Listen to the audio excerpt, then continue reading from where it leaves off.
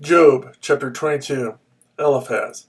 Then Eliphaz the Temanite replied, Can a man be of benefit to God? Can even a wise man benefit him? What pleasure would it give the Almighty if you were righteous? What would he gain if your ways were blameless? Is it for your piety that he rebukes you and brings charges against you?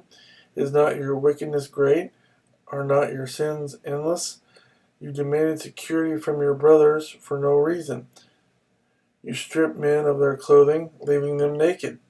You gave no water to the weary, and you withheld food from the hungry. Though you were a powerful man owning land, an honored man living on it, and you sent widows away empty-handed, and broke the strength of the fatherless, that is why snares are all around you, why sudden peril terrifies you, why it is so dark you cannot see, and why a flood of water covers you. Is not God in the heights of heaven? And see how lofty are the highest stars? Yet you say, What does God know? Does he judge through such darkness? Thick clouds veil him, so he does not see us. As he goes about in the vaulted heavens, will you keep to the old path that evil men have trod? They were carried off before their time, their foundations washed away by a flood. They said to God, Leave us alone.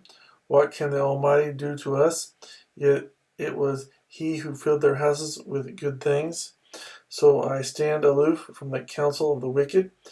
The righteous see their ruin and rejoice. The innocent mock them, saying, Surely our foes are destroyed, and fire devours their wealth. Submit to God and be at peace with Him. In this way prosperity will come to you. Accept instruction from His mouth, and lay up His words in your heart. If you return to the Almighty, you will be restored. If you remove wickedness far from your tent, and assign your nuggets to the dust, your gold of Ophir to the rocks in the ravines, then the Almighty will be your gold, the choicest silver for you. Surely then you will find delight in the Almighty, and will lift up your face to God.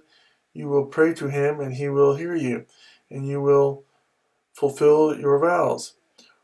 What you decide on will be done, and light will shine on your ways.